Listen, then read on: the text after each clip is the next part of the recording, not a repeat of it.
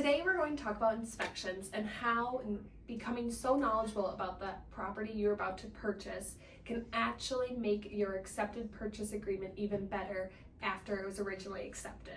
I'm Rachel Larson, and I have been in real estate for over 4 years and have been helped many clients with navigating their inspection contingencies. Home inspections, when do they happen, who pays for them, and then why are they so important? So home inspections take place after you have your signed purchase agreement. Once your offer that you present the sellers is accepted, you then start your home inspection contingency. So typically during the negotiation process, we'll discuss should our inspection contingency be 3, 5, 7, 10 days long. When we are in multiple offers, they tend to be shorter just so that we are more competitive.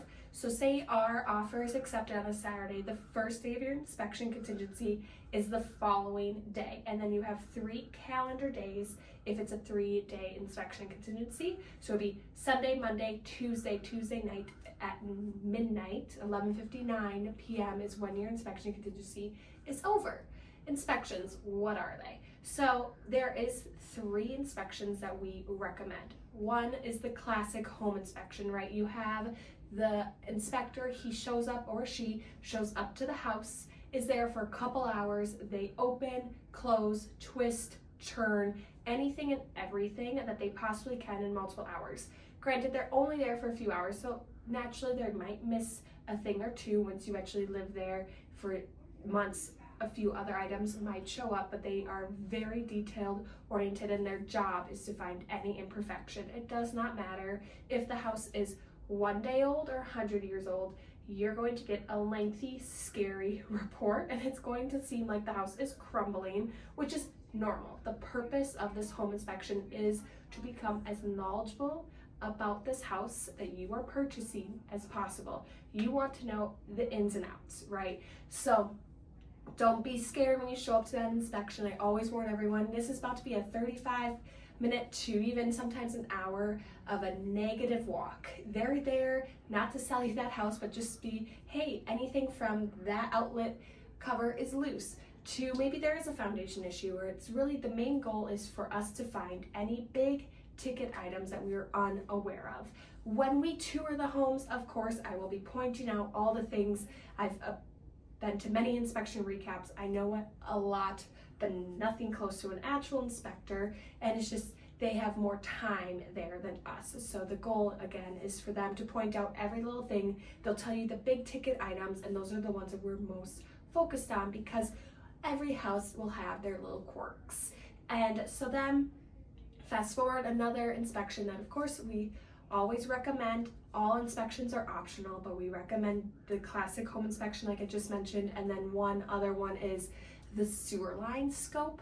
That is something that we cannot see during the showing, so we don't know what the status of the sewer line is, and as houses age, so do the sewer lines. So the idea of them being at a perfect slope from your house to the main sewer line and the street isn't probably going to be the case. There most likely will be tree roots, there most likely be a collapse, there most likely will be a belly with some standing water, which is perfectly okay, but we just want to make sure the sewer line is as pretty as it can possibly be, because if there is a collapse, if there are major roots, if there's anything, sewer lines can be tens of thousands of dollars. So we want to be able to find that information out during the inspection contingency, and then either we decide, hey, that's too big of a situation, we're going to walk away, or better yet, since we're in an inspection contingency, we can always ask the sellers, hey, 1, can you please fix this? No matter what it is, just fix it. Or 2, be compensated, which again is house by house basis, depends on how many big ticket items.